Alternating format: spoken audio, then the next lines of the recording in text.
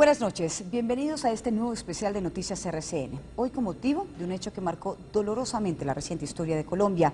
La destrucción en pleno vuelo hace 20 años de un avión de Avianca con más de 100 pasajeros. Junto con los magnicidios, los carros bomba, los asesinatos selectivos, esta tragedia sucedida cuando la aeronave acababa de despegar de Bogotá sacudió los cimientos del país. Fue otro crimen a sangre fría del cartel de Medellín.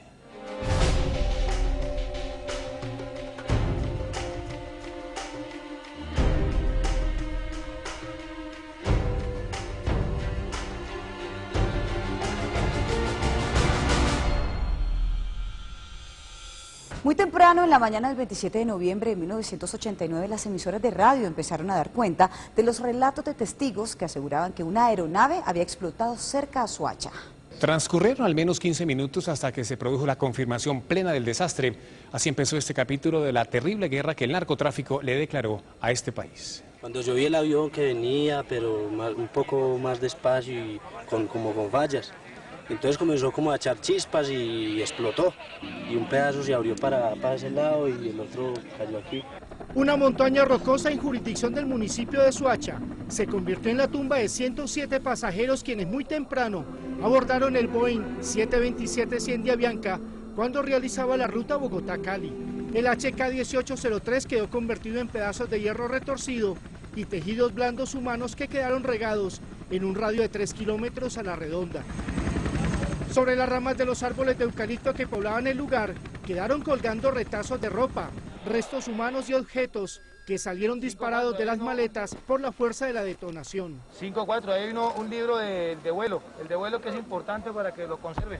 La imagen que más recuerda al país del macabro paisaje es esta, un pedazo de 12 metros del fuselaje del avión que no fue destruido por la bomba. De acuerdo a cómo quedaron los restos de la aeronave, es posible deducir que hubo una explosión en vuelo. La explosión de la bomba ubicada dentro de una maleta y colocada debajo de una silla encendió vapores de combustible de uno de los tanques de gasolina, provocando una segunda explosión que destruyó en el aire todo lo que el avión contenía.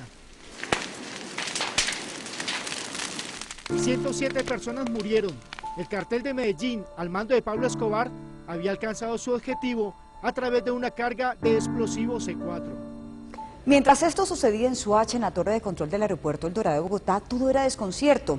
En aquella época, el HK-1803 de Avianca era una de las aeronaves más modernas del país. Noticias RCN habló con Jorge Luis Gaitán, el controlador aéreo que sostuvo la última conversación con el piloto del avión antes de la explosión. A las 7 de la mañana el cielo estaba despejado y no había mucho tráfico aéreo.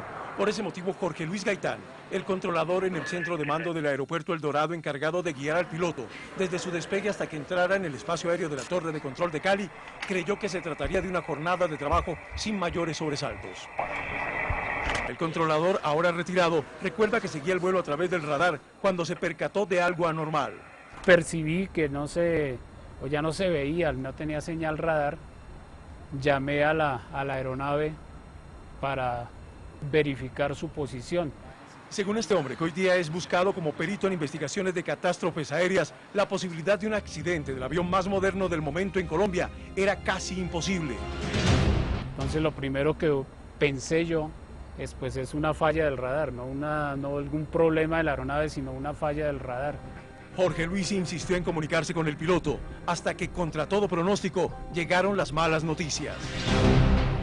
A los 2 minutos entró una llamada al teléfono del centro de control que contestó el supervisor, no me acuerdo si era la defensa o los bomberos, defensa civil o bomberos de Soacha, informando que había un avión que se había caído en inmediaciones de Soacha hacia los cerros aledaños.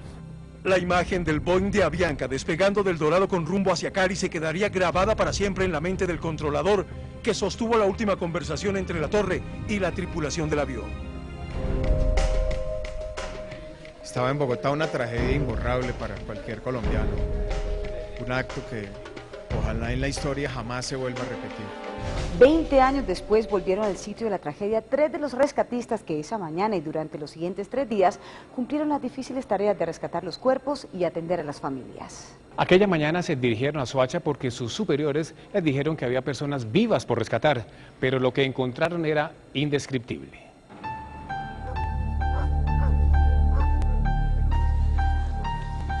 Los restos del avión estaban esparcidos de aquella columna hacia atrás de la columna, ¿sí? Estaba esparcido cuerpos, maletas. Para ellos fue como volver a una de esas historias plagadas de sonidos y de imágenes terribles. Familiares de Álvaro Bermúdez. Cuerpos partes de los cuerpos en los árboles. El cogerlo a uno y estrujarlo y decirle, por favor, es mi hija, iba para Cali, casi pierde el vuelo, por favor, es mi hija, es mi hija.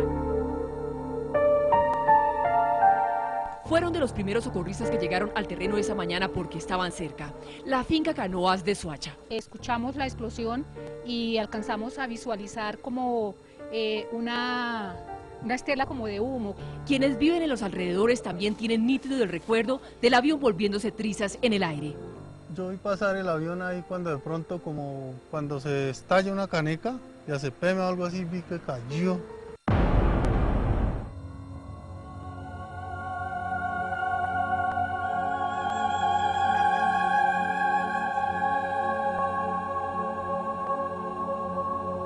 Los rescatistas pensaron que encontrarían una gran cantidad de heridos. De hecho, trajimos equipo de rescate, equipo de primeros auxilios.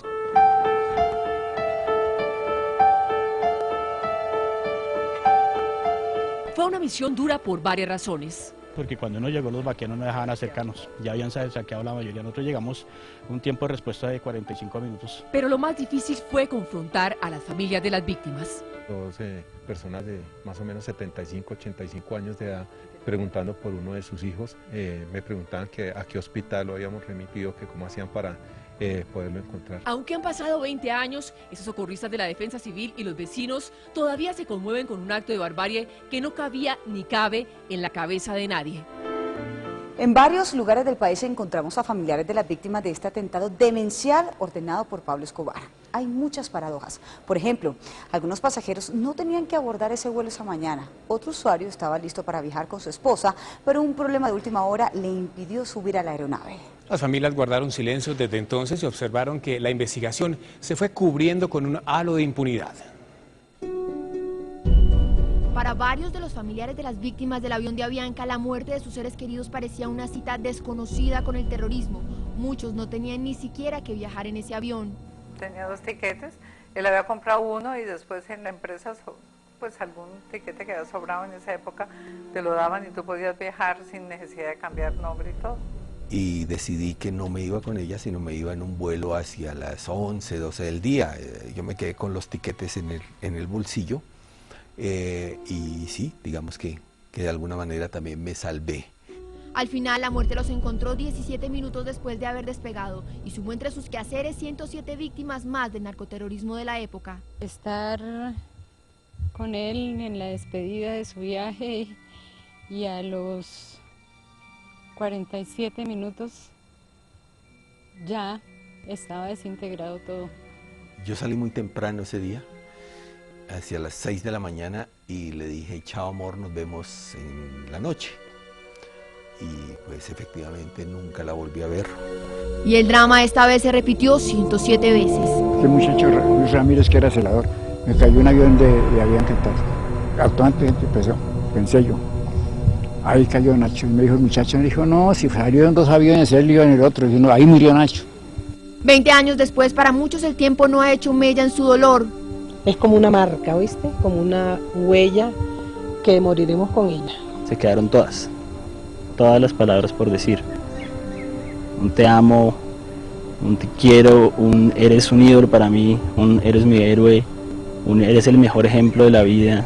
Su lucha es para que, aunque su corazón haya perdonado, en Colombia no hayan muchos más que tengan que hacerlo, solo a la espera de que delitos así no se repitan. Con eso no se resucita nada. Perdona uno, pero no olvida.